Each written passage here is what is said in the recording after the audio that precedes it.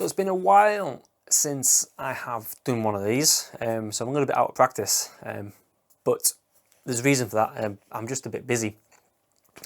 The business itself is kind of really taken off from rather just kind of doing YouTube videos and photos. Wedding videography, well, my wedding videography is just getting busier and busier. I've been doing it for maybe 4 months now. I've already done 6 weddings. I've got another booked. So it's all going in the right direction. Plus workshops are just going a bit mad. Even to the point where I've actually got to take a lot of stuff out of my calendar just to kind of fit everything in. So I can only really say thank you to everybody who watches this channel, and even to the people who kind of follow me on Instagram and Facebook and everything else. So it's a massive thank you for that. The other people I need to say thank you for is actually Samyang. They've supported me for quite some time now as a global ambassador for them. And just the little things they do and the help they have given me. So I do appreciate it. On the subject of Samyang, I actually want to do a quick shout out for this. This is the brand new 50mm f1.4 Mark II. This pretty much stays on my camera 85–90%. When I'm shooting weddings, I have 2 set up. The camera which you have now, which is on the 35mm, that stays on a tripod. Then I have this just here.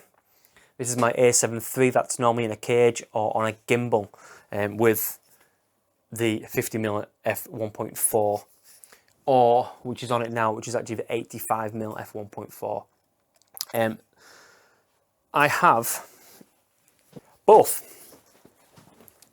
50mm. If I just kind of take this off,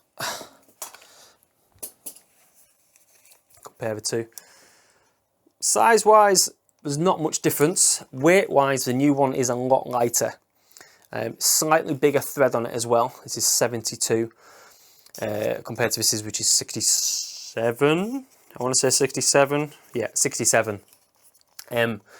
This was the Mark I was the first autofocus lens by Samyang.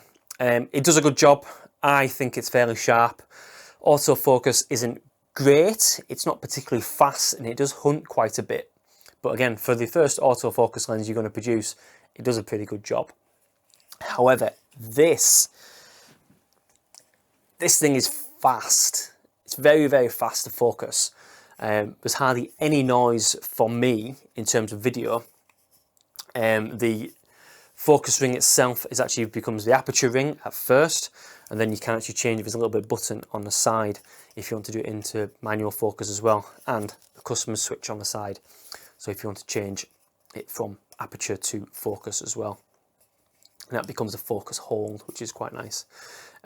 Focus breathing is pretty much next to 0. Again, you don't really see that in lenses which are, until you get to very, very expensive ones. So focus breathing is hardly anything on this. So this is only just a quick video, just to say I'm still here. I'm still producing these videos. I've got a couple of videos coming up as well.